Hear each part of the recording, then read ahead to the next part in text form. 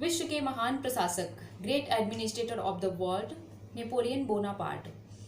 15 अगस्त 1769 यानी 15 अगस्त 1769 को नेपोलियन का जन्म कोर्सिका द्वीप की राजधानी आजासियो में हुआ था।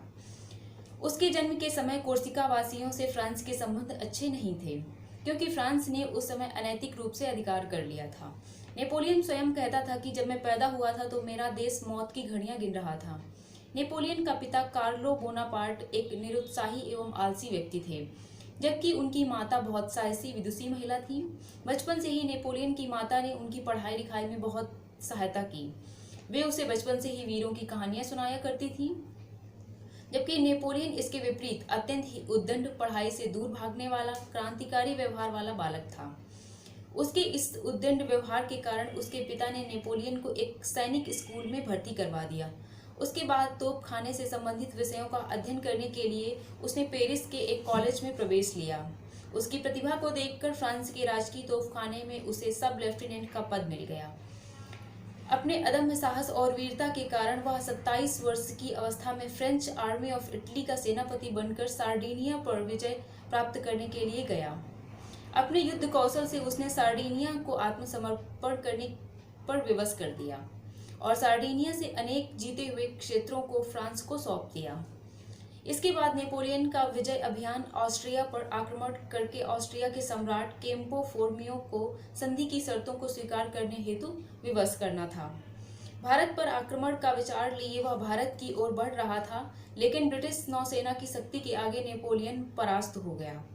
फ्रांस की भूमि पर लौटने पर उसने अपनी राजनीतिक तरीकों से नई कंसुलेट सरकार का गठन किया और अपने आप को वहां का शासक घोषित कर दिया। फ्रांसीसी जनता ने उसे स्वीकार कर लिया तथा उसने देश में नवीन संविधान लागू कर दिया। तत्पश्चात सीनेट ने अपने प्रस्ताव में नेपोलियन को फ्रांस के सम्राट के रूप में स्वीकृति दे दी। नेपोलियन ने शिक्षा के क्षेत्र में भी महत्वपूर्ण सुधार किए, जिसमें उसने प्राथमिक शिक्षा अनिवार्य करने के लिए प्राथमिक पाठशालाएं खोली। कई स्थानों में फ्रेंच, लैटिन भाषा के साथ साथ विज्ञान के अध्ययन अध्यापन के लिए अनेक शिक्षा केंद्रों का निर्माण करवाया। मित्र राष्ट्रों की गठबंधन सेना में वाटरलू के युद्ध में उसे पराजय का सामना करते हुए इंग्लैंड के सामने आत्मसमर्पण करना पड़ा, जिसके परिणाम स्वरूप सेंट हेलेना द्वीप पर भेज दिया गया। वहां जीवन बिताते हुए नेपोलियन ने मृत्यु से पहले अपनी वसीयत में यह लिखा था कि मुझे सोन नदी के तट पर फ्रांस की जनता के बीच दफनाया जाए, जिनसे कि मैं बहुत अधिक प्रेम करता हूँ।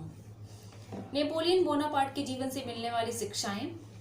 एक कुशल सैन्य अधिकारी और राजनीतिक नेता के रूप में नेपोलियन का जीवन असाधारण उपलब्धियों से भरा रहा। उनका कहना था, अवसर के बिना काबिलियत कुछ भी नहीं है। नेपोलियन निश्चय ही विश्व का श्रेष्ठतम शासक था। अल्पकाल में ही उसने अपनी असाधारण प्रतिभा, महत्वाकांक्षा, कार्यक्षमता एवं साहस से फ्रांस का सम्राट बनने तक का सफर तय किया। उसका कहना था कि असंभव शब्द सिर्फ बेवकूफों के शब्दकोश में पाया जाता है। नेपोलियन के जीवन में असंभव शब्द का कोई स्थान नहीं था। नेपोलियन में कार्य करने की महान शक्ति, तीव्र अंतर्दृष्टि, साहस और उत्तरदायित्व की भावना के साथ साथ महान सैनिक के ऐसे गुण थे जिनका विश्लेषण करना संभव नहीं।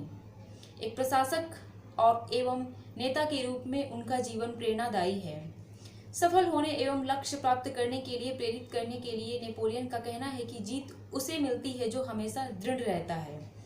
नेपोलियन के अनुसार जिसे विजय प्राप्ति का संदेह हो, उसकी हार निश्चित होती है।